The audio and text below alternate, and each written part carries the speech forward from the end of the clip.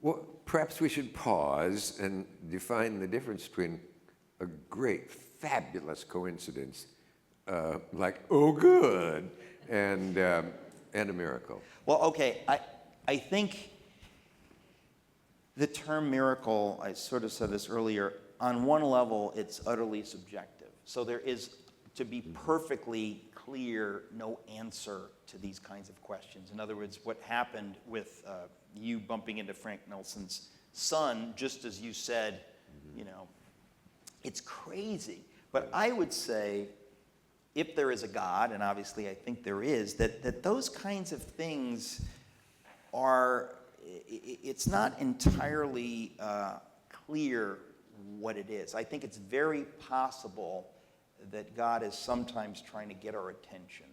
And it's not the sort of thing one can prove, because it could be a coincidence. But it's sort of, there's circular reasoning here, because I'm saying that if there is a God, then everything that happens, he's aware of everything that happens. So it doesn't really prove anything, because it's on some level circular reasoning. But I'm being consistent in saying that if there is a God, those kinds of things don't just happen. He's aware of everything. And I think, actually, I've had the story I tell about how I came to write the Bonhoeffer book, This Crazy Dream. I don't know if you read that one. This crazy dream, right?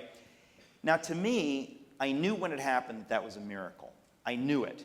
But at the time, I had no idea about the meaning of the miracle. And that's happened to me a number of times, a number of stories that didn't make it into the book, because my vicious editor, Brian Tart, who's in the audience, would not let them be put. Oh, what he denied you, you have no idea. Oh, the stories. Brian, I would be hiding my face right now. Maybe you should just give his initials. But his initials are Brian Tart. But I've had a number of experiences, where something happens, and it's as if God is saying, now just pay attention to this. It's kind of like, just highlight this, we're going to come back to it later. That's happened to me 4 or 5 times, and the story of the dream is one of them. And I remember when it happened, my aunt, my Tante Eleanor, said, what is that? What do you think that means? And I remember, and again, this is in the book, I said to her, I don't know what it means. I know it's a miracle, because it is so outrageous that it's freaking me out. I don't know what it means, but I suspect that God will reveal it to me in the future. I suspect. I don't know. I've had other experiences like that, rare, but where I still don't know quite what it meant. But that one, I felt really clearly the meaning was revealed to me later on. And I think sometimes that is the case, where we don't know when it happens. We know when it happens, something miraculous happened. But I mean, when you talk about your story, it's entirely possible that is a coincidence. But I'll tell you, logic, I think, would push you to think that it doesn't. Could it be? It's just too crazy to be a coincidence, as far as I'm concerned. Too improbable to be. Could we give him a quick idea? Tell me if I misrepresent this, but Eric dreamed of seeing a photograph of his German relatives, who all preceded him, obviously, and he wished intensely in the dream that he could be in there among them in the photograph. And then what happened?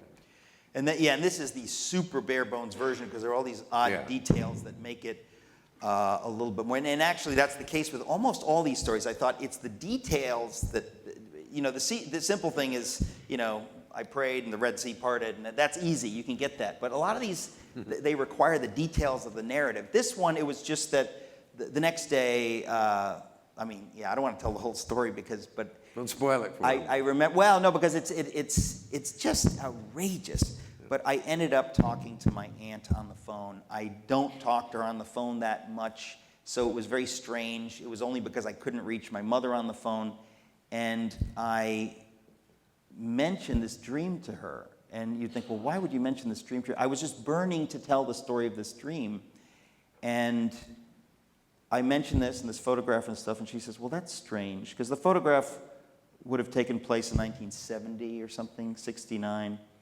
And she says, well, that's strange. We just printed out a photo like that yesterday on the internet, sent to us from Germany, which is what I was describing in the dream. And, and I said, well, what? Say that again? I described this photograph from 1969, 70 in a dream. I end up mentioning it to my aunt, which is itself bizarre. And then she says to me, yesterday we printed out a photo that matches that description exactly from the same people in Germany, blah, blah, blah. But now that's half of it. You've got to read the story to make sense of it. But it just boggles the mind. You don't know where to turn. It's something. Yeah, that's a good one. You simply don't know what to do. You're just so baffled. I've had that kind of thing happen. I guess at least 4 times or something, where something like that happens, it just stops you dead, and all I can say is, thank you, Lord. I don't know what that is, and I know you're going to reveal it to me, or I hope you're going to reveal it to me, but I am just buffaloed. But the point of even bringing that up was that I think there are times that God's point is to get our attention and to make us aware that he's there, and whether to comfort us or, I mean, typically I would say to comfort us, but I think that's, a couple of the stories are like that. That's the point.